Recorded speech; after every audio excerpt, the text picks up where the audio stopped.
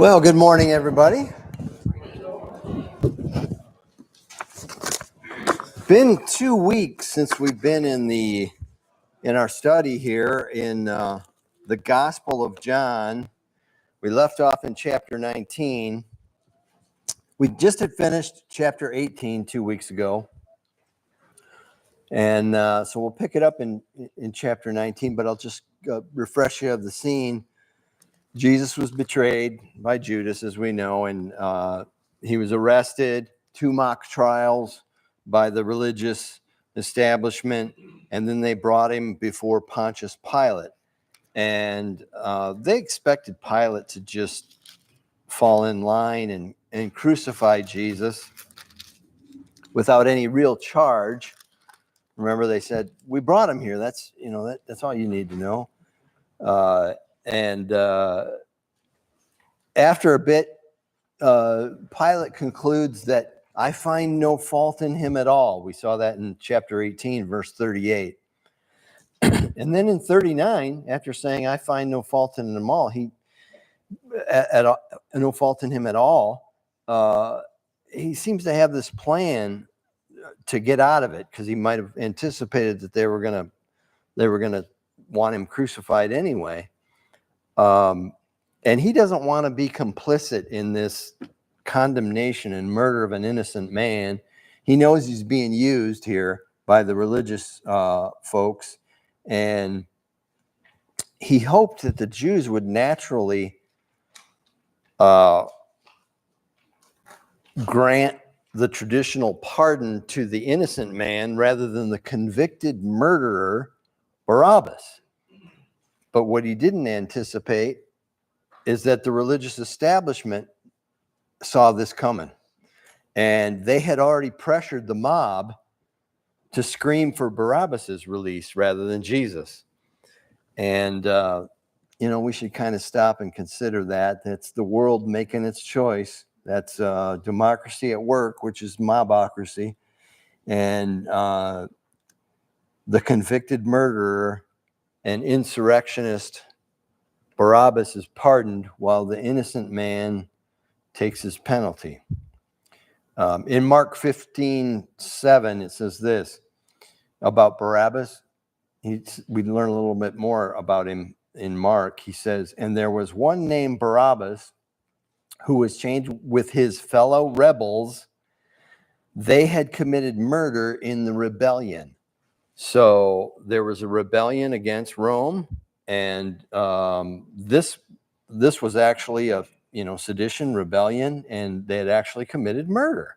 And this is the man that the world chanted to be released rather than Jesus. So Pilate at this point is still trying to figure out a way to get out of this. So can you name that passage in Mark? Mark 15:7.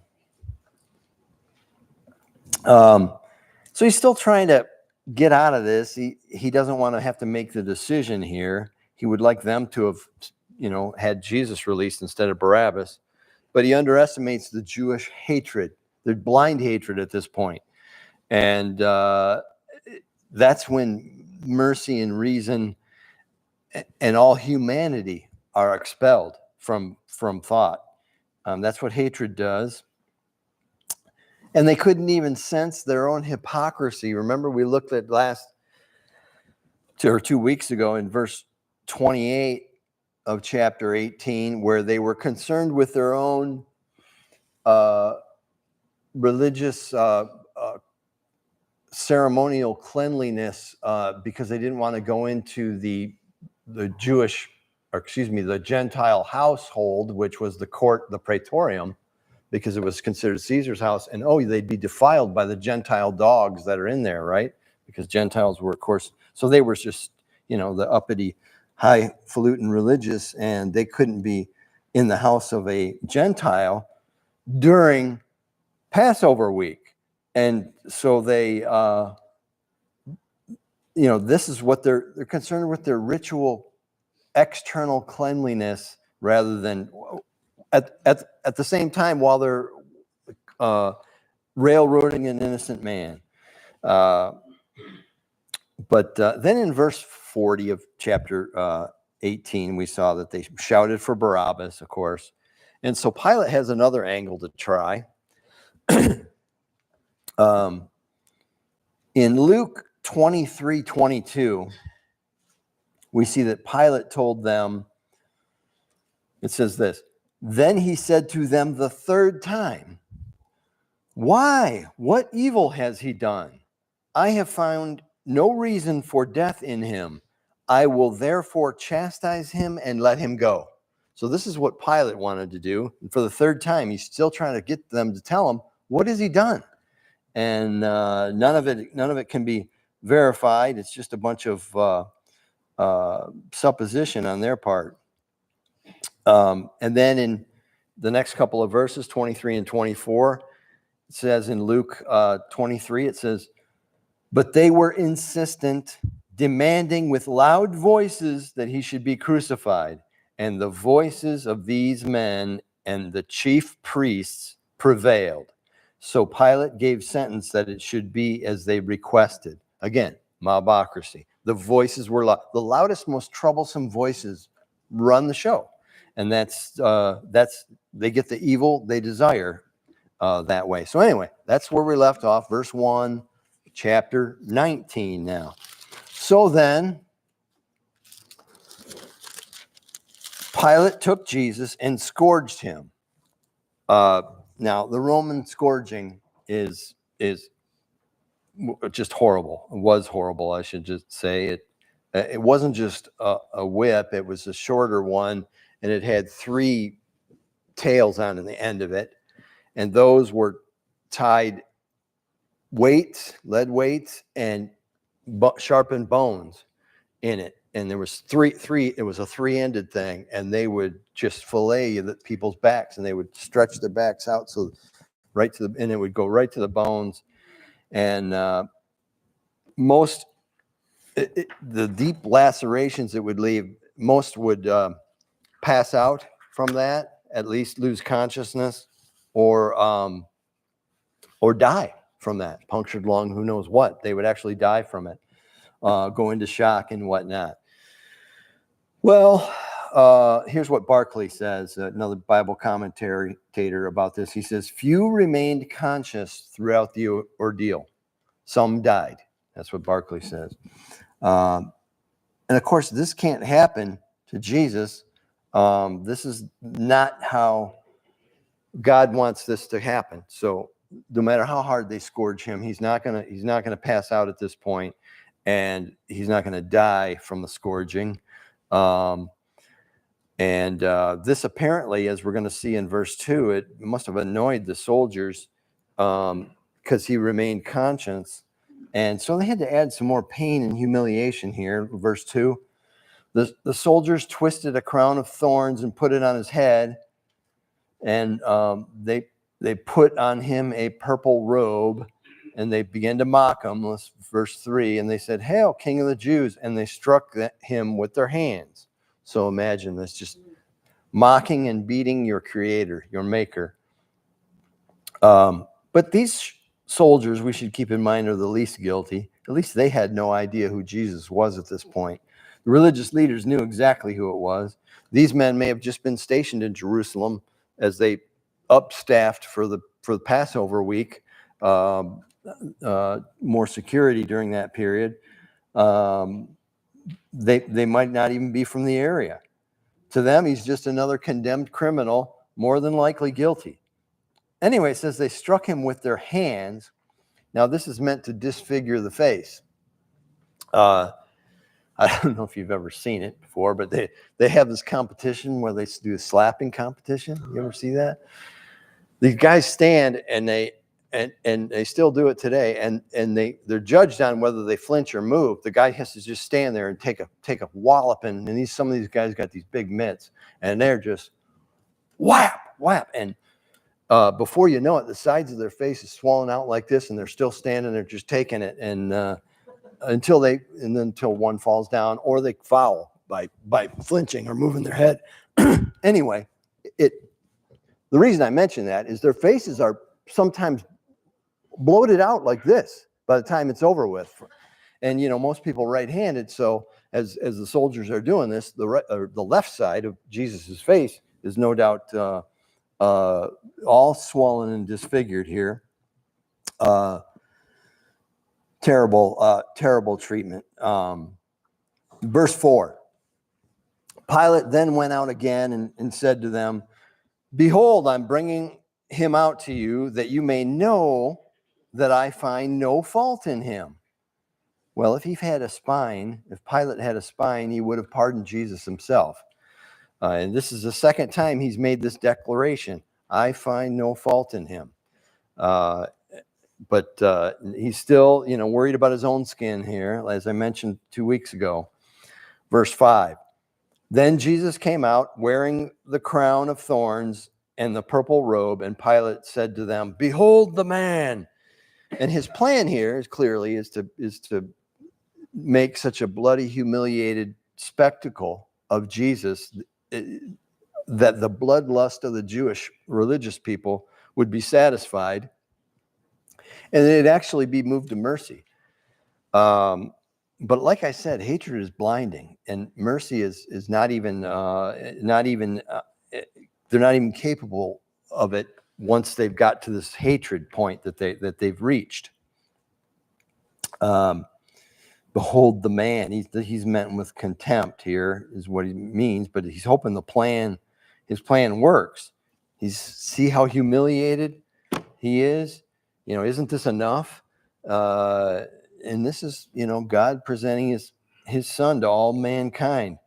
And what do we say about him? Let's see. Verse 6. Therefore, when the chief priests and officers saw him, they cried out, saying, "Crucify him, crucify him." So the chant goes on, and this is the chant, right, of the mob. And Pilate said to him, "You take him and crucify him. I find no fault in him." So notice here, and I might be reading into this, but there may have been a moment where the mob was actually, Pilate's plan was working, and that there was a moment of silence. His presentation of Jesus so beaten and humiliated and bloodied that they might have been moved to pity. But who steps in? What do we see in verse 6? The religious mob jumps in and to lead the chant. Crucify him, crucify him. So there's no question about who's guilty here, despite the many volumes written to try to blame the Romans for the crucifixion of Jesus. We see clearly in the Bible who is behind the whole thing. Pilate says it again here. This is the third time. You crucify him, I find no fault in him. In other words, you do it. Apparently giving them permission, but he's still trying to get out of this. But they're not going to have it. Excuse me. Verse 7. The Jews answered him, "We have a law, and according to our law, he ought to die because he made himself the Son of God." Oh, so here it is. Here's the charge. Finally, they're going to tell what he's guilty of. He made himself the Son of God. You mean all those other charges you brought against him? Remember, they said he was forbidding. We saw it not in the Gospel of John, but in the other Gospels. Some of them had said that they said he was encouraging people not to pay their taxes, and they accused him of sedition and things like this. So all those charges we see, or not, thank you, we see were just lies. But here's the real charge. Not rebellion against Caesar, not sedition. So John makes it clear here why they felt the need to murder Jesus. Because he announced to them that he was their promised Messiah. And they could not have that. Not while they're in power, not while they're in charge. Couldn't you have come in, a couple 60 years or something? We're not the one. We got the sweet spot here.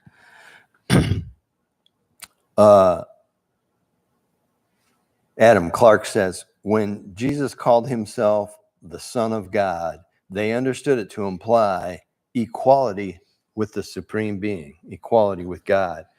And so they're calling it blasphemy here. Verse 8, even though they knew who the Messiah was, Verse 8, therefore, when Pilate heard that saying, he was the more afraid. Now, Pilate may have been a fool, but he wasn't blinded with religious jealousy like the scribes and the Pharisees were in hatred. He's there in the presence of Jesus, and you can't be in the presence of Jesus without sensing his authority, his superiority, his calmness in the face of what's going on must have been just striking. And the religious hated him even more for this. And now Pilate hears this, saying he's the Son of God. And now he's exceedingly afraid. And I'd like us all now to hold your finger there in John 19 and turn to Matthew 27. We'll look at Matthew's account of the same scene here. And actually, we're going to read everything that we covered so far today in Matthew 27, going back to Barabbas, in chapter 18, the last verse 40 of chapter 18. Now let's look at Matthew 27, verses 15 through 25. It says this, now the feast of the governor, at the feast of the governor, what was accustomed to releasing to the multitude one prisoner whom they wished. And at that time, they had a notorious prisoner named Barabbas. Notorious. There's no question of his guilt. Therefore, when they had gathered together, Pilate said to them, whom do you want me to release to you, Barabbas or Jesus, who is called the Christ? Now, they knew that Christ is Messiah. Christ is christened one in the Greek, which is in Hebrew, that would be Messiah. Verse 18, for he knew that they had handed him over because of envy. They were envious of him. He knew he was wiser, clearly. He confounded them over and over and over again in the temple when they confronted him. He knew the scriptures better than they did, and the people loved to hear him teach. And they put everybody, when they were up there teaching in the what do they call those again? Yeah, the synagogue. They put everybody to sleep. Jesus up there, everybody, you could hear a pin drop. And anyway, so because of envy. So it goes on, verse 19 of Matthew 27. While he was sitting on the judgment seat, this is Pilate, his wife sent to him, saying, have nothing to do with that just man, for I have suffered many things today in a dream because of him. But the chief priests and the elders, here we go, the religious again, persuaded the multitudes that they should ask for Barabbas and destroy Jesus. The governor answered and said to them, which of the two do you want me to release to you? And they said, Barabbas. Pilate said to them, what then shall we do with Jesus, who is called Christ, their Messiah? And they all said, let him be crucified. Crucify him. There goes the chant again, led by the religious. Then the governor said, why? What evil has he done? He still doesn't understand it. But they cried out all the more, louder. The mob gets even louder. Let him be crucified. And when Pilate saw that he could not prevail at all, but that rather a tumult was rising, and you couldn't have that. Don't start having an uprising, because then the governor is going to be the one hanging and not the criminals. He took water and washed his hands before the multitude, saying, I am innocent of the blood of this just person. You see to it. And all the people answered and said, his blood be on us and on our children. Oh, to bring your faults, the judgment of your faults on your children. What a horrible thing. This is blind hatred. But has there ever been a more fulfilled request than this? The Jewish people, ever since then, and even before this, but more so after this, they've been the most hated and persecuted people on this planet ever since. Well, Egypt, Rome, Babylon, right on through history, right up to this weekend. And we saw, what was it, 300 missiles and drones from Iran heading in there. Well, today's newspaper, what was it my dad used to say? The Bible is as up to date as tomorrow's newspaper or something like that. Anyway, verse 9. Real quick, it's just point on his blood being. It's such a two-edged sword. His blood can be on you for death, or his blood can be on you for life. And, Well, yeah. And boy, do we see what they show. Yeah. Amen. Yeah, we'll take it on us for forgiveness and salvation. Good point. All right, verse 9. So he had just said, you do it, and he went back into the praetorium, and he said to Jesus, "Where are you from?" But Jesus gave him no answer. Then Pilate said to him, "Are you not speaking to me? Do you not know that I have the power to crucify you and the power to release you?" Well, there went all your deniability of guilt in this, Pilate, by your own words here. But we see in all this account and the other accounts, the accounts in Matthew, Mark, and Luke, that the Romans were clearly not the plotters and instigators of this evil, but they were complicit in it, and they were active participants in it. But Jesus already answered this question, "Where are you from?" Back in 1836, he said, when he said, "Are you a king?" And Jesus answered and said, "My kingdom is not of this world. My kingdom is not from here." So he's not from this world. And now his wife comes and tells him, I've suffered many things, and now they're saying that he claimed to be the Son of God. Pilate's a little worried here. And the fact that Jesus doesn't even bother to answer him is even more concerning to Pilate. Here he is in this position of power. Don't you know most people are groveling, begging me to release them, and mercy, asking for mercy. Not Jesus. He's just, let's get this moving. He's not impressed. Jesus is not impressed at all by this little man's power and control. And so he's kind of amazed by this. So verse 11, Jesus answered, "You could have no power at all against me unless it had been given you from above. Therefore, the one who delivered me to you has the greater sin." In other words, your sin's not as bad as some of these people around here. And Pilate might have been thinking, well, what do you mean from above? You mean from Rome? When they gave me this power, this assignment? Jesus saying, this is from God. All power is from God, even in the kingdoms of men. Even the bad, wicked, nasty, evil rulers that we have, God puts them there. The Bible tells us this. In Daniel 4:17, we see the Most High rules in the kingdom of men. He gives it to whomever he will and sets over it the lowest of men. That's you, Pilate, is what he's basically, well, if he quoted this verse. But the basest of men, the old King James says, sets over the most unworthy of men, because that's sometimes what we deserve. Well, often what we deserve.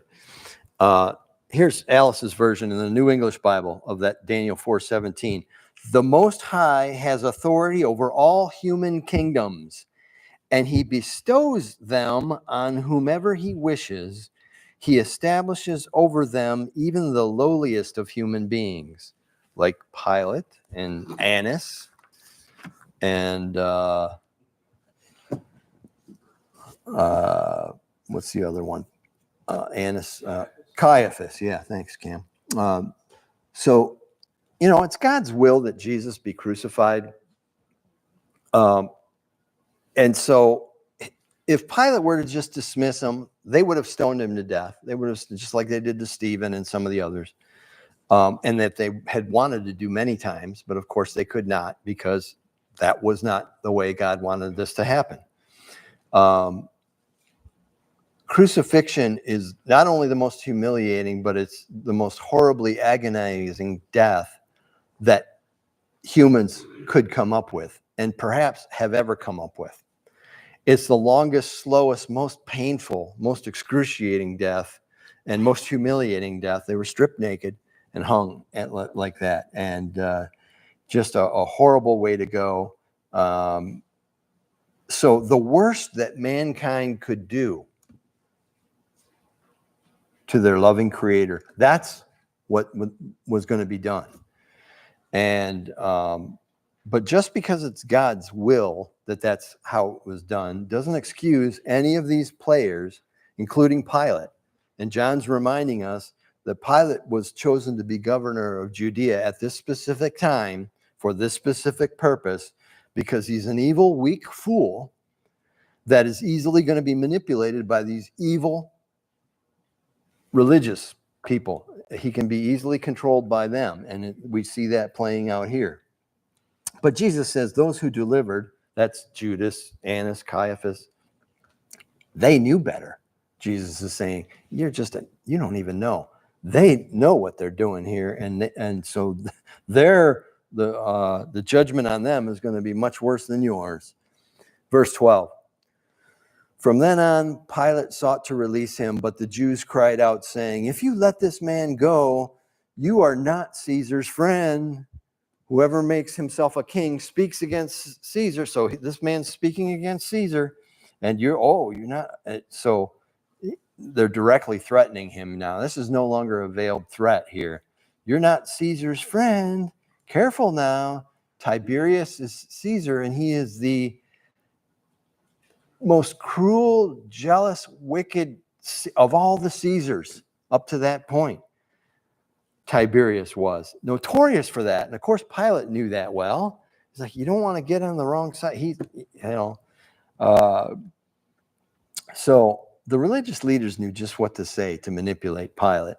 And verse 13, when Pilate therefore heard that saying, he brought Jesus out and sat down in the judgment seat, the place called the Pavement, but in Hebrew, Gabbatha. Now it was verse 14, preparation day of the Passover at about the 6th hour. And he said to the Jews, behold your king. Now, preparation day. Some find conflict here with this date stamp. Now, preparation day is always Friday, because you're preparing for what? The Sabbath, which is the next day, which is Saturday. I guess I'm not smart enough to be troubled by whatever the little conflict is here, but there's been, according to Bible commentaries that I've read, there is an immense amount of writing and books and volumes about the difference between the other Gospels called the Synoptics, Matthew, Mark, and Luke, and the account of John with regard to the timing of the Last Supper, and whether that was the first day of the Feast of Unleavened Bread, and whether it was the Passover, and all just things that we don't need to concern ourselves with. Here's a quote from Barclay on this verse. It is quite certain that the fourth gospel and the other three give different dates for the crucifixion, which I don't see, and I'll tell you why in a minute, and take different views of what the last meal together was. So there it is. There's the big conflict that we're going to have a science project now, and everybody's got to write their master's thesis, 786 pages long on this. And this is what a lot of people have done. So you got this Passover week, and you have the Feast of Unleavened Bread. They are concurrent, and they still are today, and they are combined today. Like I said, preparation day is always Friday before the Sabbath. So when you say preparation day of the Passover, you're saying it's Friday of Passover week. That's all I need to know. That clears up everything for me. So if anybody wants to get any deeper into that, but let's, I think we should go ahead and look at them. Matthew 27:62. Look at Matthew 27:62. And this is exactly what I didn't want to do, is get all into their, looking at the trees and not realizing that there's a forest there. But this is what they make us do. Matthew 27:62. On the next day, which followed the day of preparation, the chief priests and Pharisees gathered together with Pilate, saying, "Remember, while he was still alive, and the deceiver said, 'After 3 days I will rise.'" So they're going to ask for guards and stuff. So notice, the next day, which followed the day of preparation. So what day is that? That would be Saturday. So obviously he was crucified. He's already in the tomb at this point. If you look back up at verse 60, and they laid him in his tomb. So he's already in the tomb. So Matthew's saying he was crucified on Friday, preparation day. Now let's look at Mark 15:42.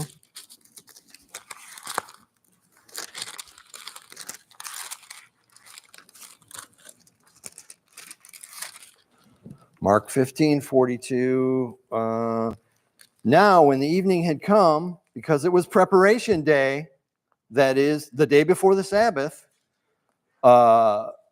Joseph of Arimathea goes to get the body, and if you read that whole section, you see what the context is. He was just crucified, and evening was coming, and the Jews could not have somebody hanging through after dark. So as soon as it got dark, they had to get him in the tomb. And of course, the Romans, when they crucified somebody, what they did was they just left them hanging for the birds. But the Jews could not have that, especially during Holy Week. So, no matter that you just killed the Messiah, they got to get him done. So anyway, again, Mark says he was crucified on preparation day, on Friday. Next, Luke 23:54.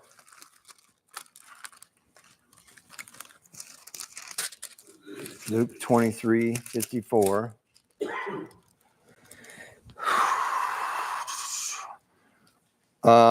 Let's just look at 53. Then he took it down, wrapped it in linen, and laid it in the tomb. It was hewn out of rock, and where no one had ever lain before. So we're seeing that he was brought into the tomb. And look at what day it is, verse 54.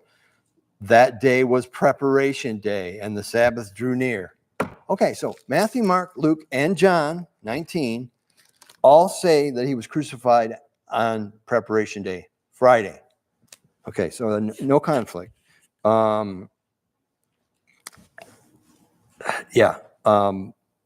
So Friday of Passover week.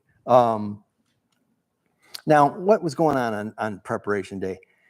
This is when they purified themselves in their household. You got to get the leaven out of your cupboards and everything, because then the Feast of Unleavened Bread, and there was this all these things that they have to, if you were in the house of a Gentile, you had to go through some ritual cleansing before you could, on and on. Preparation day. Glad we don't do it anymore. And one of the beautiful things we see about Scripture is God was not impressed with any of this stuff because it no longer served to change the hearts of the people. Forget that it was in the law. Originally, that's what it was about. It was to remember him. All these things pointed to Jesus. But when it no longer did that anymore, and it no longer changed the hearts of the people, it was a bunch of hogwash to God. And we see that over and over in the Old Testament, where God just says it's despicable. Your sacrifices are despicable. I don't even want to. Anyway.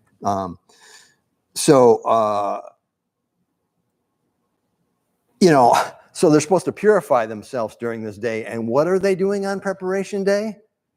Committing murder. Yeah. And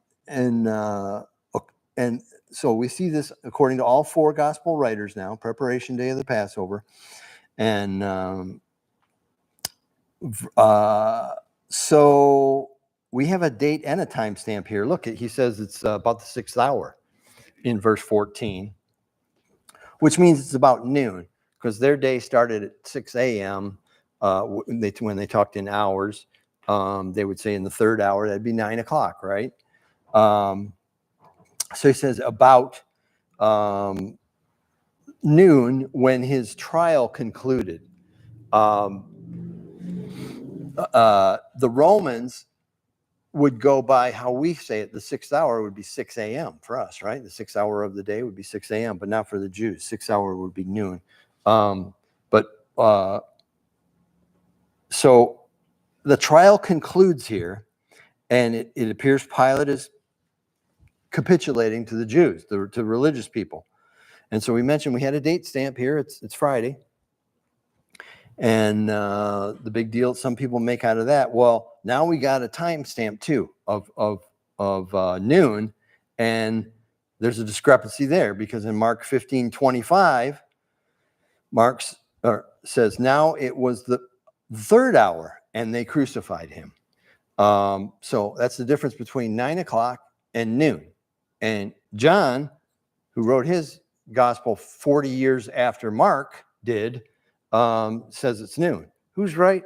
Whatever. It was late morning, okay? Let's not get excited.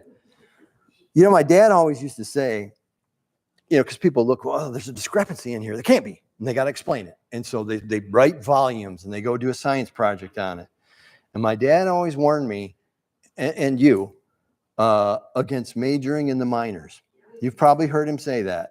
And this is exactly what a lot of these people do. That's very wise advice, and I often use that at work too. It's like, wait a minute, why are you concerned with how this particular little thing is done here? It's getting done. You're majoring in the minors. Look at the big picture here, the problem that we have. Anyway, you get the idea. Titus 3:9 says this, but avoid foolish disputes, genealogies, contentions, and strivings about the law, for they are unprofitable and useless. And this is exactly what these type of discussions are. Anyway, I just wanted you to know there's discrepancy there. Looked at it, don't care. All right. So it's Friday preparation day, and Pilate says, behold your king. Now verse 15. But they cried out, away with him, crucify him. Pilate said to them, shall I crucify your king? And the chief priests answered, we have no king but Caesar. That must have made Pilate's jaw drop. You know, these are the same people that got all upset and wrote to the, I know this from secular history, from writings of Josephus and the like. They wrote to Caesar complaining that when Pilate came in with his procession, you know, marching in when he first took power there, he had on the top of the, you know, those poles, they had these little whatever symbols. He had these discs of metal with an image of Caesar on it. And all the other governors and dignitaries that came in from Rome capitulated to the Jews and took those off because they were graven images, and Jews were supposed to be offended by that. And he wouldn't do it. And they got off to a bad start with him right away. And there was a tumult over that, and he got in trouble for that. They already got him in trouble for that. And then afterwards, after the crucifixion, he hung up on that praetorium, that same building where he judged Jesus at. He had these shields made, big metal shields, and it had a huge image of, each of them had a huge image of Caesar on it. And the Jews were so offended by that, and he would not take them down. Same thing happened. He got in big trouble for that one. Anyway, this is a whole different story. So my point is, these same people that could not bear the image of Caesar are saying, we have no king but Caesar. You get the irony here? That's kind of why I mentioned that. But they say, away with him, away with him. That's the world's response to our Creator. This is what the world's response to truth, too. Cam was talking about this in a study this morning in Amos. This is the world's response. Away with him, away with him. We don't, you know, if we're reminded that there's a Creator, and we're not just a freak accident of evolution, then we'll have to acknowledge there is a God. We just don't want to be even reminded of it. We'd rather believe that it's some freak accident of evolution. So we say, away with him, and away with truth. So they're so blinded, they can't even, I mean, this would not have come out of their mouth before, but it just blurted out, we have no king but Caesar. And they probably went, oh, what did I just say? So the irony is thick there. Here they call for the pardon of Barabbas, who actually did lead a revolt and a rebellion against Caesar. And now they're claiming Caesar is their only, anyway. Verse 16. Then he delivered him, that's Jesus, to them, that's the Jews, to be crucified. You see who's leading the show here? Then they took Jesus and led him away. So the trial's over. Pilate is not an example to follow. He's a man who lacked the courage of his convictions, who sought compromise when it benefited him and his own skin, compromising with evil, things he knew were wrong and incorrect by his own words. 3 times he said it. And, but he figured it was in his own best interest to go along with the evil, and he did. And he'll forever be remembered as that. Verse 17, and he, bearing his cross, went out to the place called Place of the Skull, which in Hebrew is Golgotha. Now I'm out of time. There's never a good spot to stop here, but this is where we're going to have to stop today, and we'll pick it up there, Lord willing, next week. Or is next week Pastor Hans? All right, Cam.